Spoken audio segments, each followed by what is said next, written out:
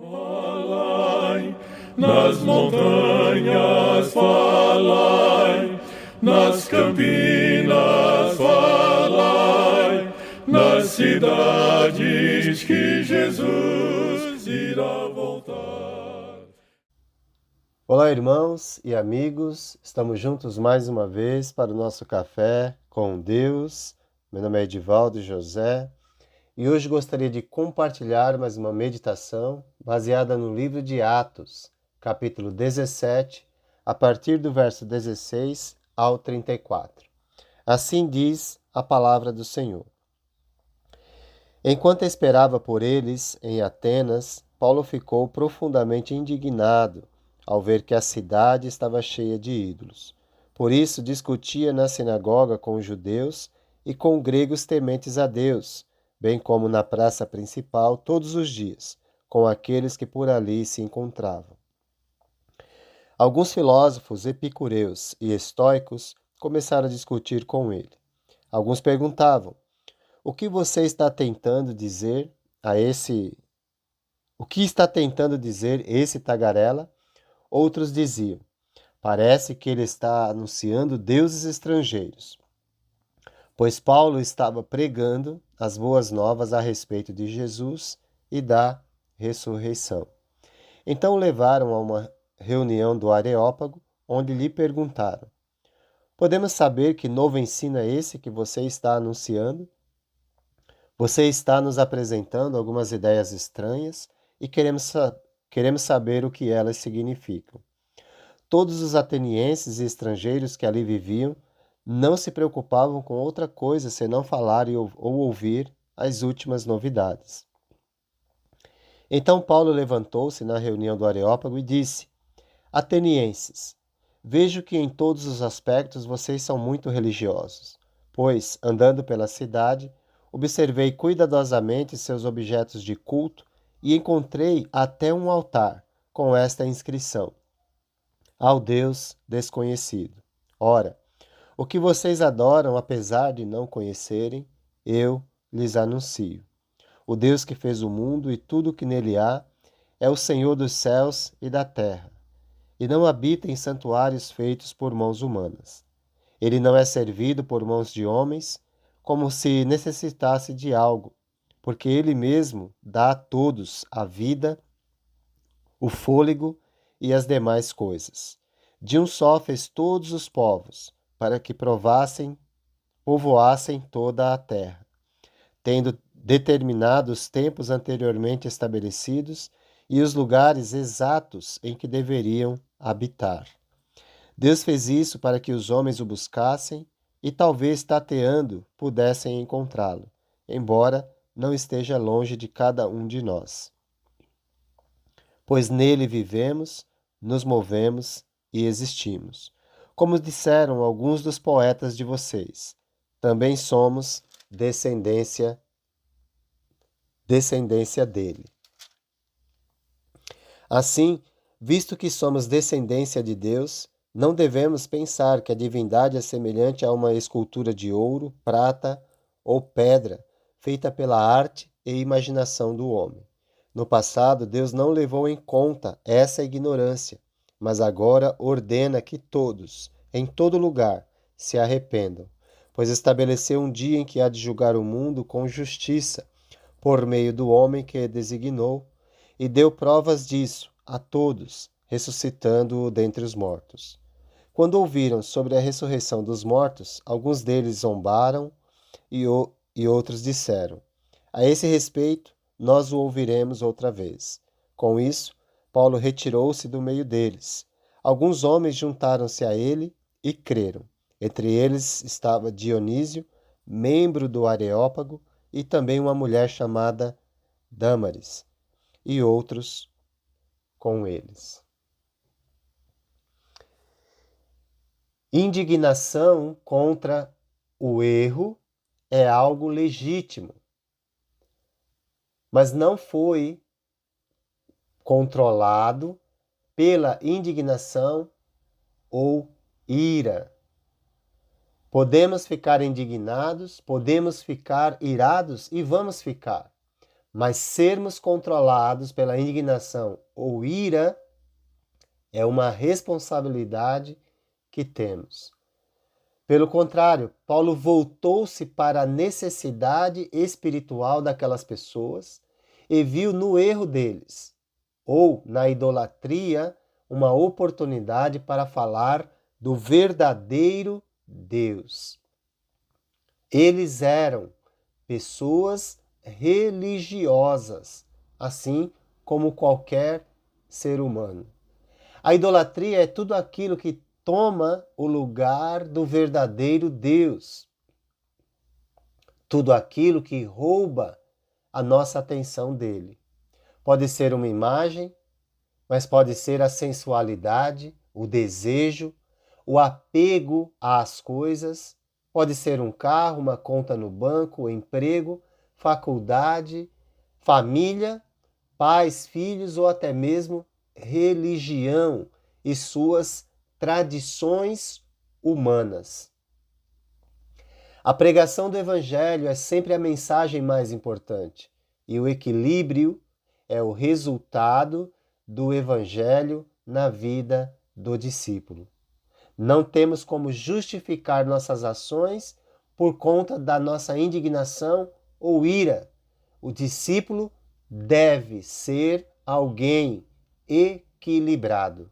Não adianta termos a verdade se não sabemos comunicar essa verdade da forma adequada. Por isso, que possamos aprender nesse momento com o nosso irmão Paulo, com o seu exemplo, pois ele viu a dificuldade, ficou indignado contra ela, a idolatria, mas ele começou elogiando a religiosidade e a busca daquelas pessoas por Deus, mesmo que esse Deus que elas buscassem estivesse em sua própria imaginação. Ele diz nos versos 22 e 23, Paulo levantou-se na reunião do Areópago e disse, atenienses, vejo que em todos os aspectos vocês são muito religiosos. Pois andando pela cidade, observei cuidadosamente seus objetos de culto e encontrei até um altar com esta inscrição: ao Deus desconhecido. Ora, o que vocês adoram, apesar de não conhecerem, eu lhes anuncio. Paulo mostrou com essa atitude que estava disposto a ir espiritualmente ao encontro daquelas pessoas. Ele começou onde elas estavam e não onde ele gostaria que elas estivessem. Ele não chegou condenando ou julgando os atenienses. Se ele o fizesse, teria fechado as portas para a pregação do verdadeiro Deus, para a pregação do Evangelho. Por mais que você discorde de alguém teologicamente, nunca chegue com a atitude de mais santo ou mais sabe tudo, para não repelir as pessoas. Porque nós, como discípulos de Jesus, queremos atrair as pessoas e não afastar ou repelir. Ele anunciou o verdadeiro Deus que eles adoravam, mesmo sem conhecer, mas precisavam de direção. Portanto, agora a mensagem é: esse Deus que vocês adoram sem conhecer é o Criador e Senhor de tudo. Ele é maior do que qualquer santuário, não habita em santuário feito por mãos humanas. Ele é maior do que o próprio homem. É o que ele diz no verso 24. O Deus que fez o mundo e tudo o que nele há é o Senhor dos céus e da terra e não habita em santuários feitos por mãos humanas. Ele é transcendente. vai além daquilo que nós vemos. Porém, ele é acessível. Ele se faz ou se deixa encontrar. E nos versos 25 ele diz: ele não é servido por mãos de homens, como se necessitasse de algo, porque ele mesmo dá a todos a vida, o fôlego e as demais coisas. É importante a gente observar que Paulo está trazendo as pessoas para o verdadeiro conhecimento de Deus. Ele disse também que ele não é manipulado ou manipulável pela mente humana ou pelo ser humano, como ele menciona no verso 29. Assim, visto que somos descendência de Deus, não devemos pensar que a divindade é semelhante a uma escultura de ouro, prata ou pedra, feita pela arte e imaginação do homem. Mas também ele disse que um dia julgará todos os homens através do homem que designou, Jesus Cristo, a quem ressuscitou dentre os mortos. A ressurreição é a comprovação daquilo que Deus pode fazer. Por isso, ele não é apenas o Salvador, mas ele é também o juiz de todos. Está escrito: no passado, Deus não levou em conta essa ignorância, mas agora ordena que todos, em todo lugar, se arrependam, pois estabeleceu um dia em que há de julgar o mundo com justiça, por meio do homem que designou, e deu provas disso a todos, ressuscitando dentre os mortos. Paulo tratou do problema daquelas pessoas, do problema espiritual, dando esperança para elas. Mas também confrontou, falando sobre a necessidade de arrependimento. Deus espera o abandono da falsa religião, da idolatria, para uma entrega ao único Deus que existe, o Criador de todas as coisas. É necessário mudança de direção em nossa vida. Os resultados, nos versos 32 a 34. A resposta não foi muito boa. Alguns foram indiferentes, outros descrentes e alguns creram. Mas, independente do resultado, Paulo não perdeu a oportunidade de dar testemunho do único Deus vivo e verdadeiro. A pergunta é: em qual desses grupos você faz parte ou fará parte? Daqueles que ficam indiferentes? Ou continuará descrente? Ou passará a crer e mudará a rota da sua vida?